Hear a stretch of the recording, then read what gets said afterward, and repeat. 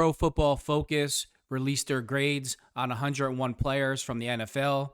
Out of the top 5, 4 of those players were from the AFC North, and TJ Watt finished 9th. I'm going to jump into TJ Watt's stats first, so let's jump right in.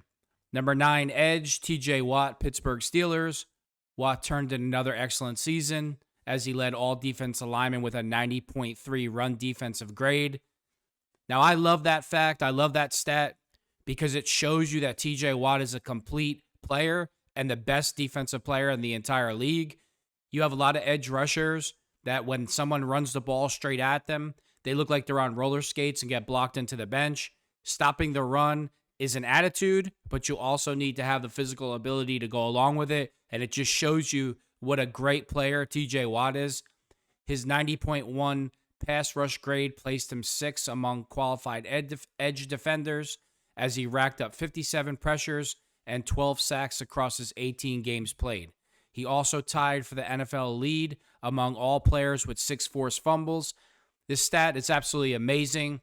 There are players in the NFL right now, from the time they were in Pop Warner, high school, college, in the NFL, who will never have 6 forced fumbles total, never mind in a season. It just shows you what a dynamic playmaker TJ Watt is, whether he's rushing the passer, stopping the run, dropping back into coverage. He's amazing. Further insinuating the numerous ways that he can affect the game at any snap. Any type of way to disrupt a football game, TJ Watt can do it. He's not one-dimensional. He's getting blocked by 2 or 3 offensive linemen at a time. He's getting chipped. And the craziest part about all of this is every single offense on a weekly basis knows exactly where he's going to be. The Pittsburgh Steelers never scheme to get him open. It just, TJ Watt comes off the line, uses his pass rush moves, and does what he does. That's what makes these stats even more impressive. If TJ Watt played under a great defensive coordinator, he would literally probably have an overall grade of 99.9 to 100 grade. He would be a Madden player. He is a Madden player in real life. Now let's go over the top 5. It just shows you that the best players in the NFL reside in the AFC North. Again, 4 out of the top 5 are NFC North players, the roughest, toughest division in all of football. You saw why the Baltimore Ravens brought in Derrick Henry to the AFC North with that physical running style that he has. It even makes AFC North defenders not want to tackle him. You know who I'm referring to? Patrick Queen. I'm not going to get into his stats, but Derrick Henry was number 5. Joe Burrow was number 4. Myles Garrett was number 2. I'm going to read Myles Garrett's stats since he's a rival of TJ Watt. Garrett led all defensive linemen who played at least 300 snaps with a 92.3 overall grade and a 92.8 pass rush grade. This was his 4th consecutive season with at least a 92 overall grade. He tied division rival Trey Hendrickson for the most regular season pressures with 83 and recorded an incredible 23.1 pass rush win rate. Garrett's resume speaks for itself at this point. No matter where he plays next season, he can be expected to record elite production. Now, here's the problem that I have with that pass rush win rate. Was it one-on-one pass rush? Because if it is, or if it's not, TJ Watt gets double-teamed, triple-teamed on every single play. So his pass rush win rate should be higher than Myles Garrett.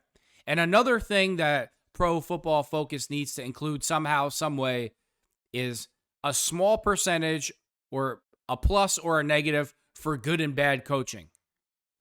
Does the defensive coordinator scheme to help their player? Is the defensive player on a good defense, a bad defense? You get the point.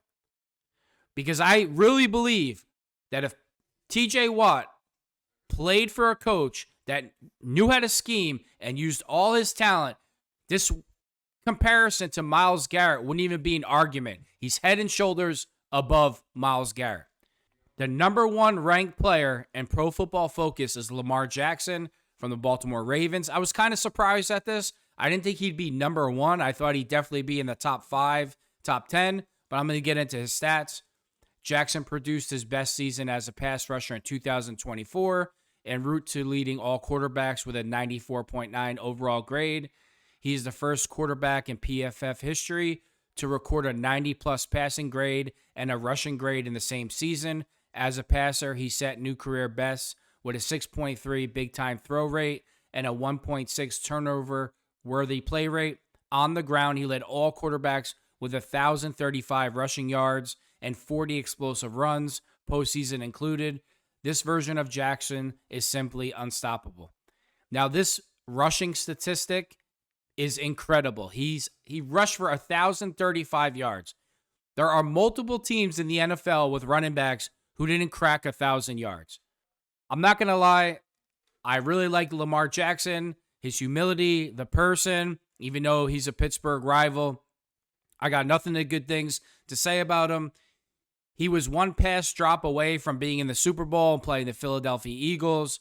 I cannot believe that Mike Tomlin and the Pittsburgh Steelers passed on Lamar Jackson, a player that threw for 50 touchdowns and ran for 50 touchdowns in one season in college, but the Pittsburgh Steelers drafted Kenny Pickett. Now, I know they came out in different drafts. You're going to say, what does one got to do with the other?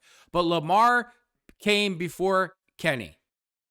And Lamar Jackson should be wearing the black and gold for his whole career. But instead, we have to see him throw on that disgusting Ravens uniform. With that being said, I just want to congratulate Lamar Jackson. But TJ Watt is the best defensive player in the entire league, and it's not even close.